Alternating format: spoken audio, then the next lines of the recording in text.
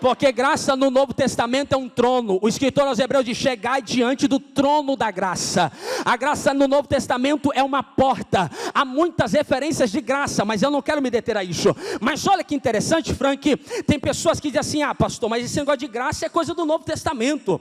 Esse negócio de graça aí só tem no Novo Testamento. Na verdade, a graça de Deus está de Gênesis a Apocalipse.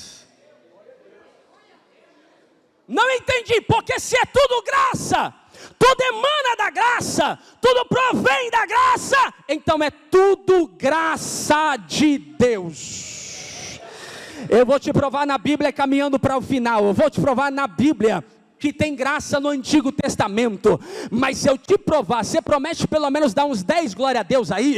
Olha só, irmão, vou te provar na Bíblia que tem graça no Antigo Testamento. Se você for para o livro do Gênesis, por exemplo, você vai ver a graça da criação. Deus não tinha obrigação de criar nada, a Trindade estava muito bem ali, mas pela tua graça Ele criou o que criou. É pela sua graça que veio a criação. Se você for para o Gênesis, é a graça da criação. Se você for para Levítico ou para Êxodo, é a graça da libertação. Se você for para Levíticos e Número, é a graça da lei e da ordem. Se você for para Deuteronômio, é a graça que mostra o caminho da vida e o caminho da morte. Se você for para Josué, você vai ver a graça que vence inimigos poderosos. Se você for para Juízes, você vai ver a graça que ouve o clamor de um povo arrependido. Se você for para Ruth, é a graça que sustenta o desamparado. Se você for para, eu vou continuar até Malaquias para tu dar glória.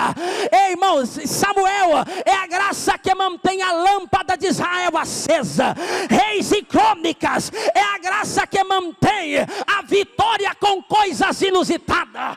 Afinal, é nesses livros que você vai ver Deus dando vitória através de viúva, através de urubu, através de um pouquinho de azeite. É Deus dizendo: é a minha graça que está operando, é a minha graça que está levantando, é a minha graça que está movendo, é a graça de Deus. Quem entende pode adorar a Ele pela graça.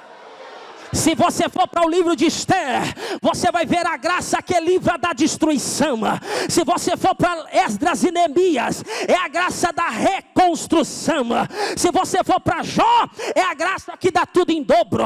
Se você for para, prepara para dar um glória aí. Se você for para Salmos, é a graça em poesia. Provérbios, a graça em sabedoria. Eclesiastes, a graça do tempo oportuno.